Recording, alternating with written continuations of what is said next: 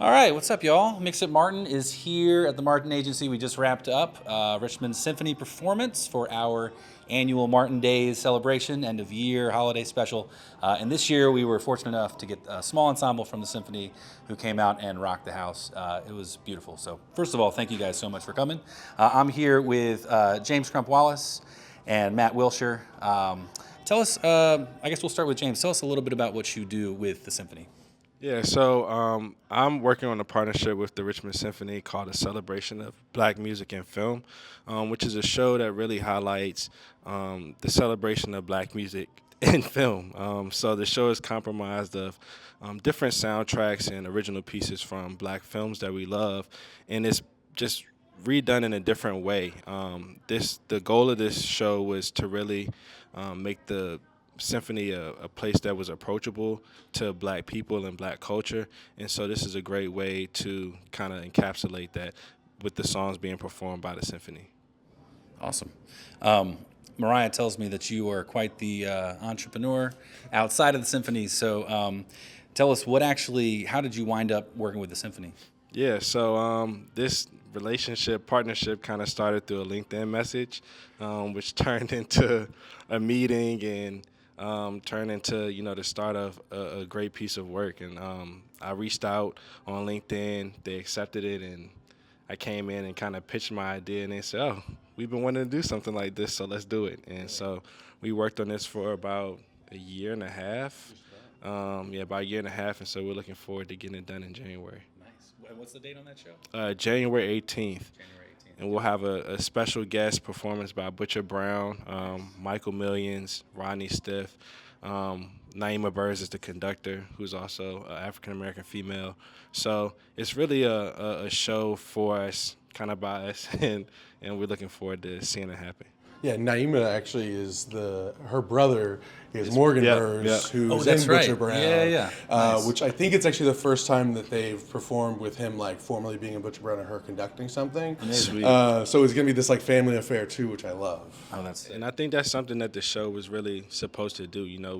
When you see certain movies or you hear certain things, it takes you back to those moments when you saw it in the movie. And a lot of times in black culture, watching movies together is family time, and it's those moments that you really remember. So this will be a cool moment for them too. Definitely. I'm excited. I mean, I'm going to be there for sure. The last time you guys performed with Butcher Brown was one of my top experiences with any symphony for sure. It was amazing. So can't wait for the next one.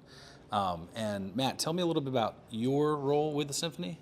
Yeah, so I'm the Vice President of Artistic Planning and Orchestra Operations, which is just a lot of words to say I help us decide what we're playing, where we're playing it, and with whom. And so, honestly, my job is kind of amazing because I just get to go this is a cool project. Like James came to Lacey and then brought me into the conversation, and I was like, yeah, it's a great idea. I would never have thought of that, but that is exactly in line with what we do. And then I get to manage we've got a 69-person orchestra. In addition to that, we've got a 150-member chorus. And then we've got 5 youth orchestra programs. Luckily, I'm not involved with the youth orchestra programs. I got enough people to deal with as it is, but it's a big machine that just kind of keeps churning out content week after week. Wow. So you guys have collaborated with Butcher Brown, Miramar, you guys did a show with. So when you're looking for a collaborator or somebody to feature, what are some of the things that you're looking for? Yeah, I mean, for me, it's just somebody who I think is making interesting music or art. We've also had the chance to work with J. Roddy Walston and his wife Sarah as well.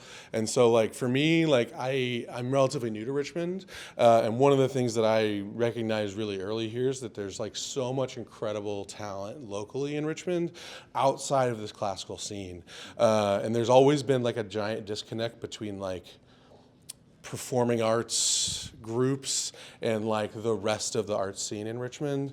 And so I feel like we have a great opportunity to give a platform to people that don't necessarily have that platform, and it benefits us too because we want to bring young people into our orchestra, and sometimes it's not the most accessible thing to come listen to an 80-minute symphony. Mm-hmm. Sometimes you need that 5 minutes of that tune you like and being wow, that wasn't so bad, maybe I like something else, because we just want to keep doing these things that that people find interesting, but we also want to keep telling about all the other stuff we do because maybe they'll like that as well down the road.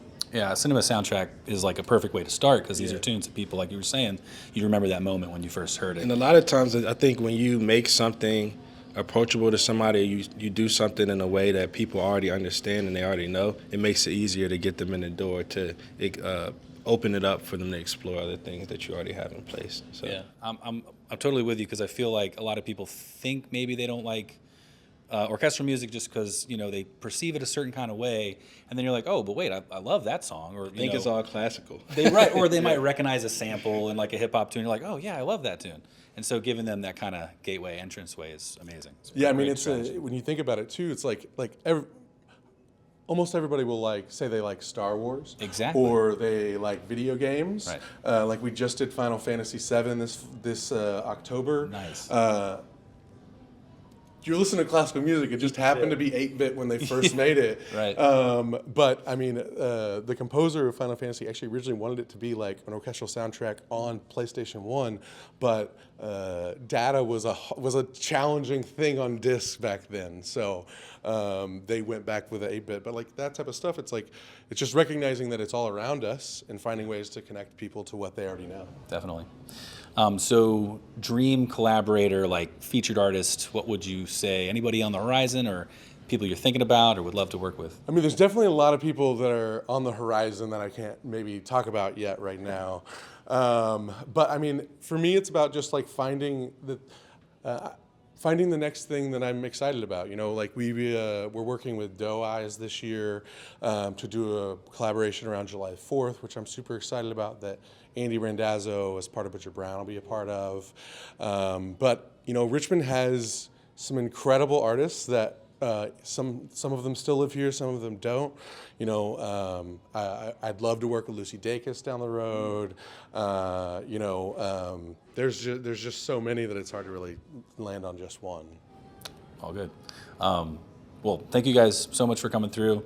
Amazing performance. Thanks for making our Martin Days super special, closing out an awesome year with some amazing music. And hit him with the details for the next performance. Yeah, so our next performance is actually Celebration of Black Music and Film on January 18th at the Dominion Energy Center in downtown Richmond. You can get tickets at richmondsymphony.com, and you can also see all of our list of concerts we have for the rest of the year, because we do at least one every weekend from January 18th until about June 7th. So we've got lots of opportunities to come check us out. Cool. Sweet. Thank you guys for coming out. Thank you. Appreciate it. Thanks.